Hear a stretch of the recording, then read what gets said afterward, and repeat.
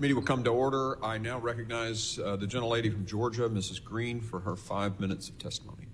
Thank you, Mr. Chairman.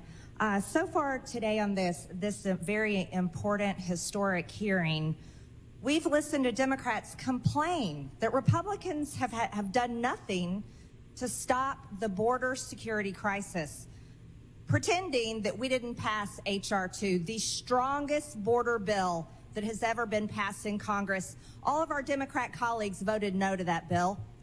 My Democrat colleagues today are complaining that they need more money. Well, it seems to be from listening on this committee most of the time, they want more money to help more migrants come into the country. It's unfortunate that it's about migrants. It should be about Americans. I've also listened to them talk about impeachment. Talking about impeachment, saying that impeachment is not the right thing to do when it comes to Secretary Mayorkas complaining about impeachment hearings.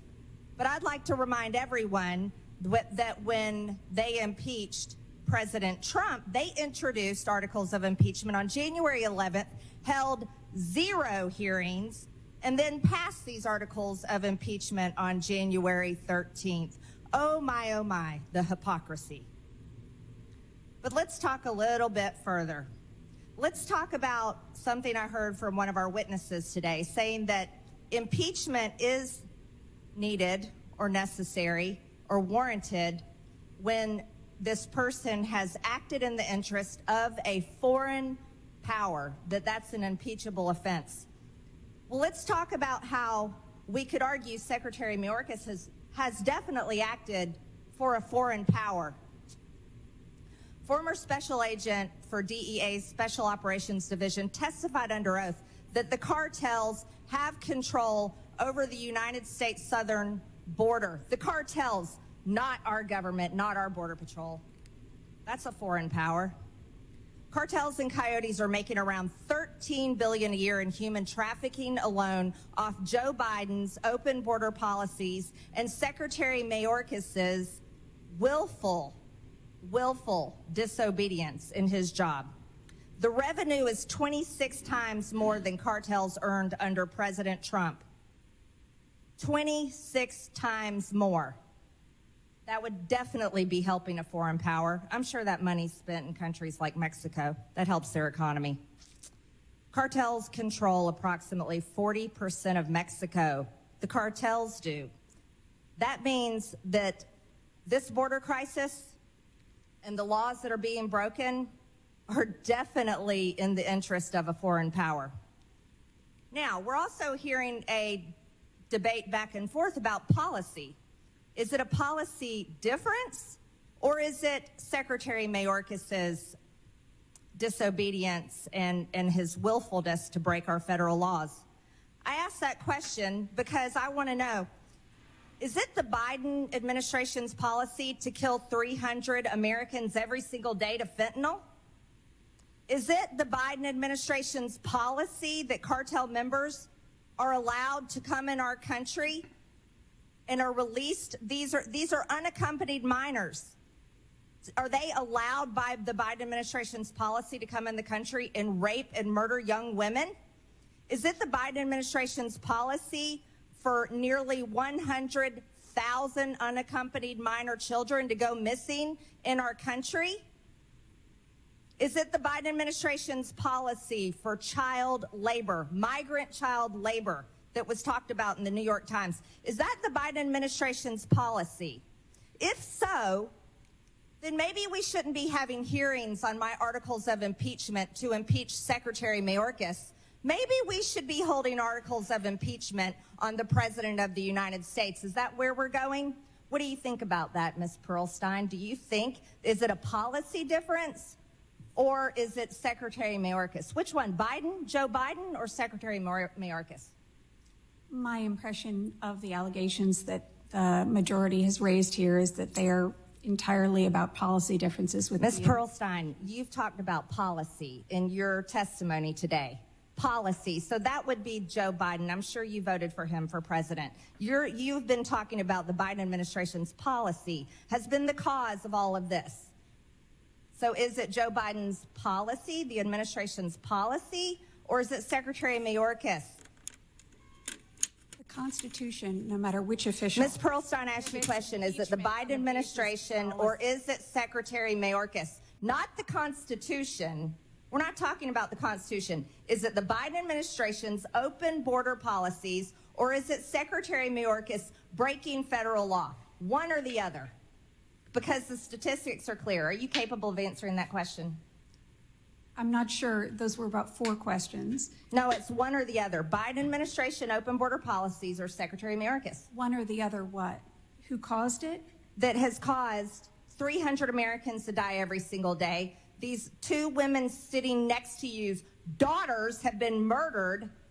We're talking about over 100,000, nearly 100,000 unaccompanied minors missing in this country. We're talking about cartel members everywhere, the cartel controlling the southern border. We're talking about the massive increase in statistics. It's either one or the other. It's either the Biden administration's open border policies or it's Secretary Mayorkas. Ma'am, I'm Okay, we'll professor of take it. constitutional law. No, you can't Okay. point to the Constitution. All right, so we're a little over here. Gentlelady yields. Thank you, Mr. Chairman. I now recognize Mr. Ivey for his 5 minutes of questioning.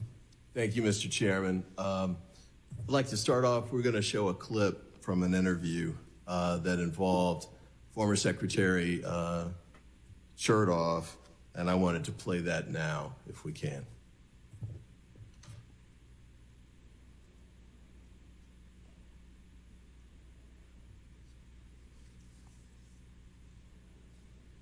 I'd like for you both very quickly to weigh in on what happens if the Republican-led Congress goes ahead with this vow to impeach or try to impeach the current Secretary of Homeland Security. Does that mean all the things you suggested don't happen and Congress is just tied knots? Secretary Chertoff? Well, it would be a very sad day if in search of what is, again, a political stunt, threatening to impeach Secretary Mayorkas, Congress didn't do the things, for example, that Secretary Johnson just suggested. Maybe adjust the standard with respect to asylum, create more resources that are available to adjudicate, and work out additional ways to fund the effort to undermine the cartels and the smugglers, which are a big part of this. So it would be basically putting form over substance to go through a big performance on impeachment that's never going anywhere, rather than actually working with the administration to solve the problem. Thank you. And then shortly after that, former Secretary Johnson said, "We can't have a secretary who's distracted by a stunt in Congress and an attempted impeachment." Similarly, we've had other quotes, I think from Congressman Ken Buck, a Republican congressman, who's raised similar concerns about, who stated basically there's no grounds for impeachment. Also, Professor Jonathan Turley, who testified, and Turley's important here because he's the witness that the Republicans called to testify at the oversight hearing that maybe Ms. Green, I think, was referencing with respect to President Biden. And he said that, at that hearing that there was no evidence to impeach President Biden. He sent us a letter to this committee saying the same thing with respect to Secretary Mayorkas. Thanks.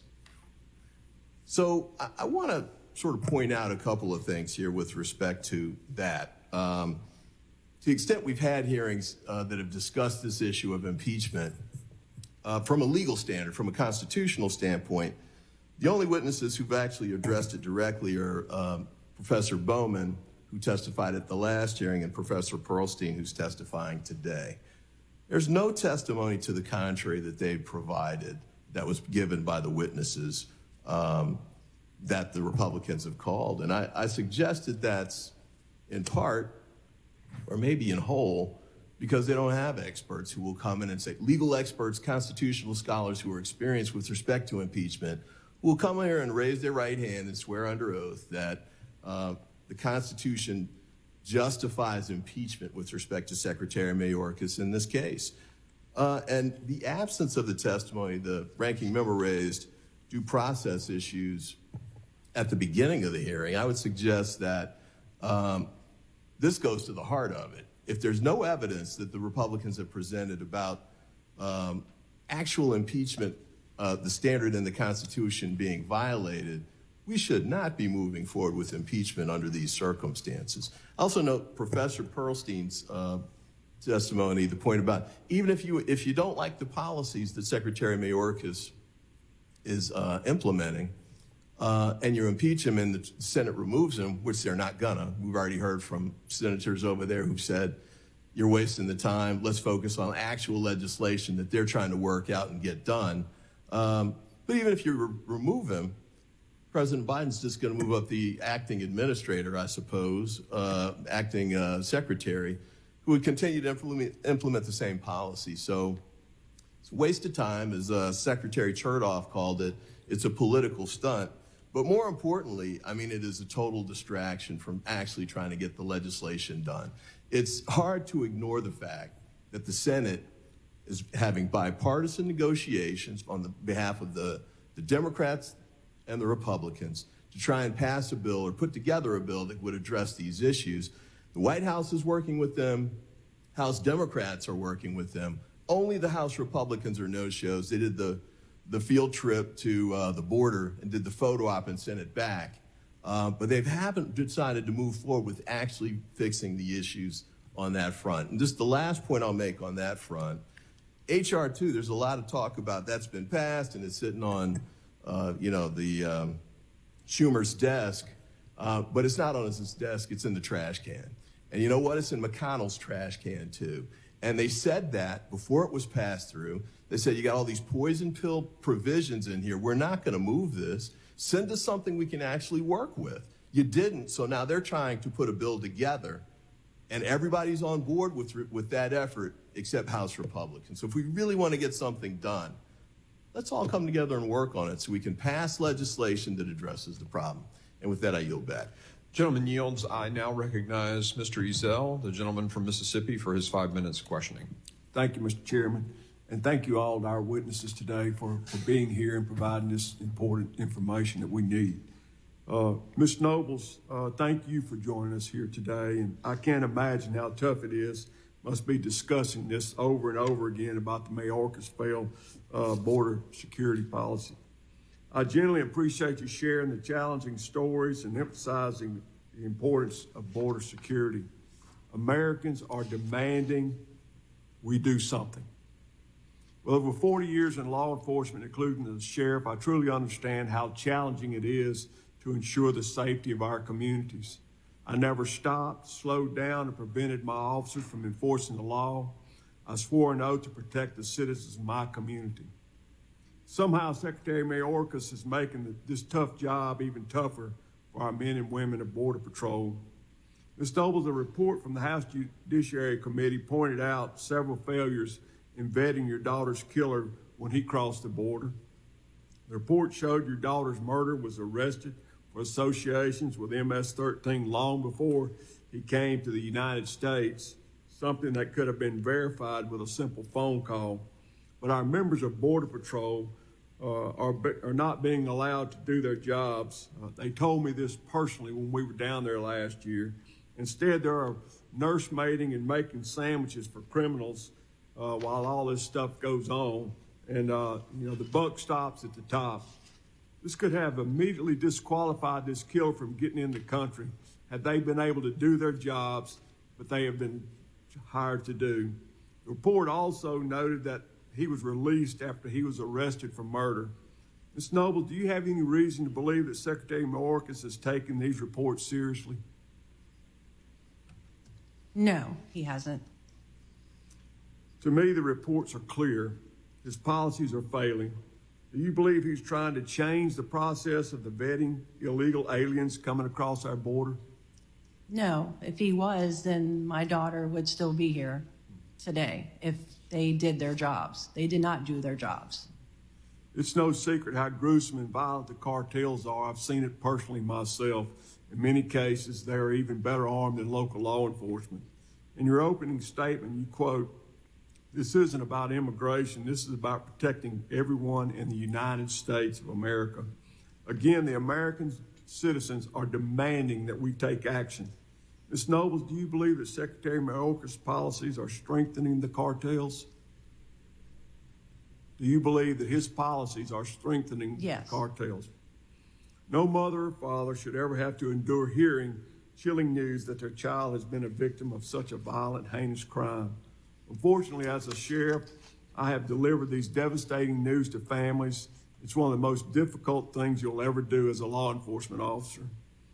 To end, I will simply ask, do you believe this crisis has been created by the Biden administration's policies? Yes. Thank you again, and thank you all for being here today. We will continue to be your voice. We will continue to take action. And no matter what the other side says, we're going to do something to stop this. Thank you, Mr. Chairman. I yield back. The gentleman yields. I now recognize Ms. Ramirez, the gentlelady from Illinois, for her 5 minutes of questioning. Thank you, Chairman and Ranking Member. I want to begin by acknowledging the losses here today. Ms. Nobles, Ms. Dunn, I am grieved that you have endured losing your daughters. Kayla, Marie, and Ashley, no parent should ever have to go through this loss. No parent. I also want to acknowledge the losses that are not described today. I want to name a couple of those. Victorma de la Sancha Cerros, 33-year-old mother. Yorley Ruby, 10 years old. And Jonathan Agustin Briones de la Sancha, 8 years old.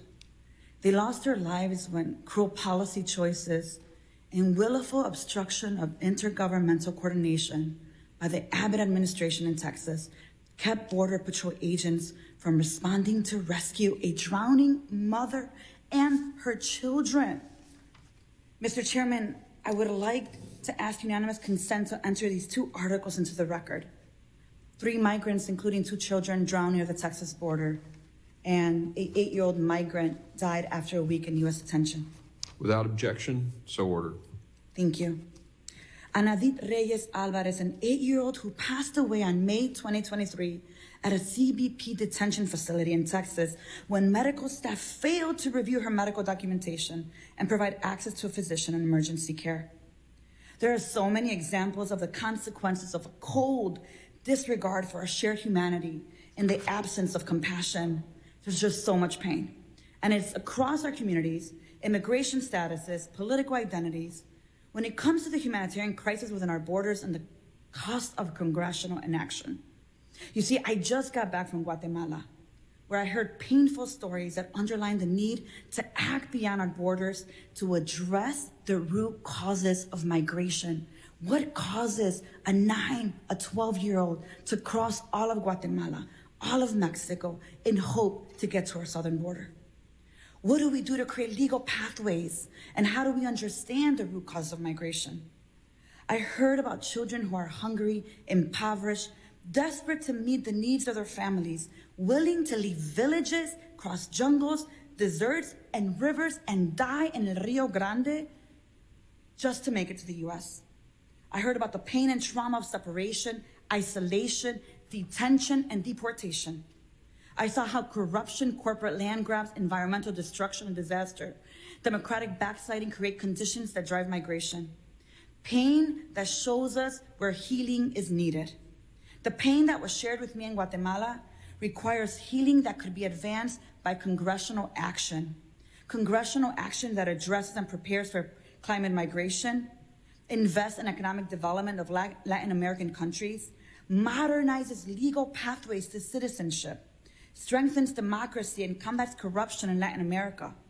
You see, the pain of Anadit's death requires healing that could be advanced by congressional action, like establishing humanitarian standards at CBP sites, granting immigration parole, improving adjudicatory processing capacity, or increasing personnel to reduce USCIS backlogs. The pain of Victorma, Yorley, and Jonathan's death requires healing that could be advanced by congressional action. We could increase board personnel to expand screening and assistance to new arrivals. The pain of families trafficked by Abbott must be addressed by implementing federal coordination and resettlement to interior cities, expanding work permits. To heal, we have to actually talk about comprehensive immigration reform and have a conversation why are thousands of people wanting to cross our southern border? Professor Pearlstein, the testimonies we heard today show how critical it is that we take policy action. Yes or no? I think these policies are of enormous pressing public importance, yes.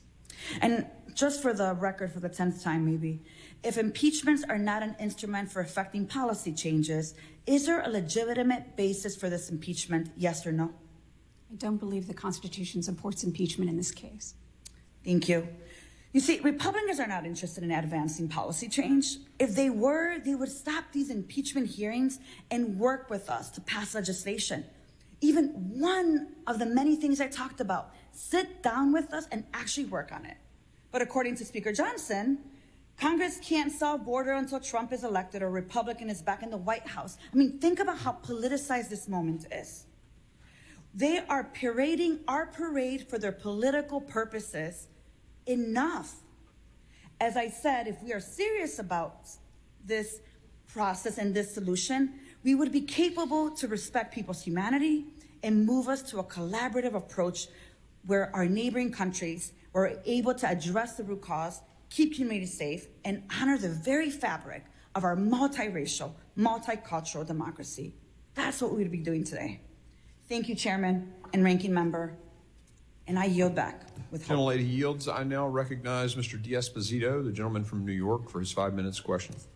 Thank you, Mr. Chairman, and thank you to the witnesses this morning. It seems that the other side of the aisle is talking about making this impeachment about politics. And I will tell you that this has absolutely nothing to do with politics and everything to do with the American people. Ms. Pearlstein, you mentioned in the recording that our chairman played that the founding fathers talked and what they described in the Constitution is not what we focus on right now always. You, quote, said serious offenses against the public trust could lead to an impeachment.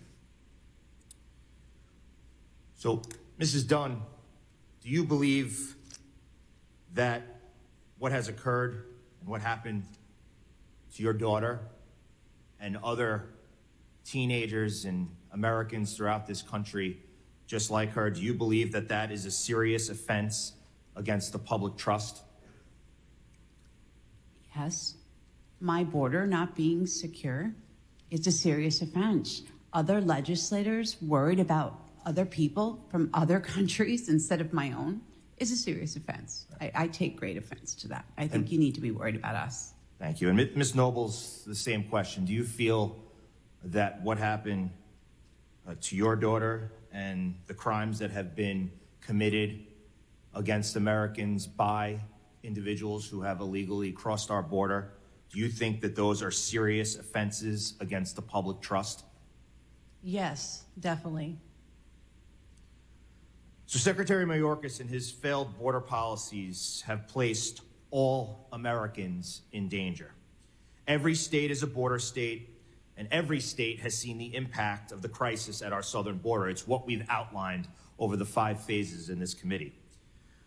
Proud to be a retired NYPD detective, having spent a career upholding my oath to protect and serve the places that I kept safe.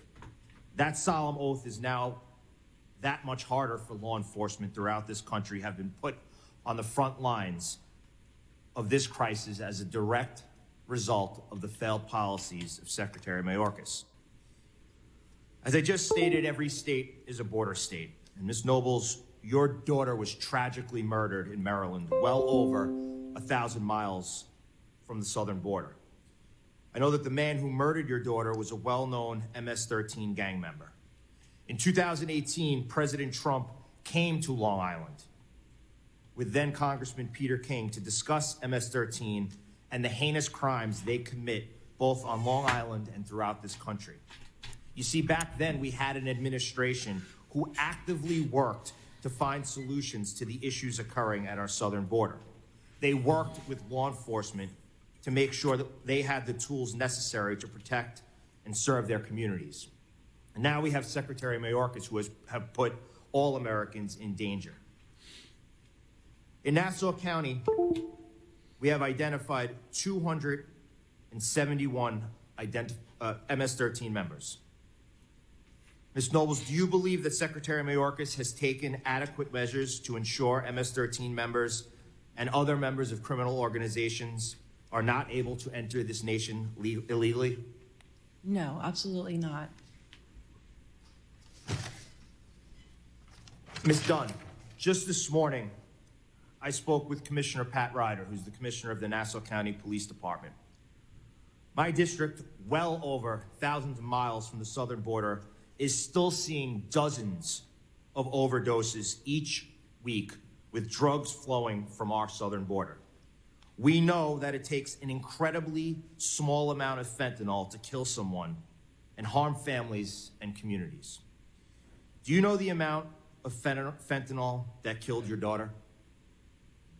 Sir, my daughter used 1/2 of one tablet that she believed was Percocet.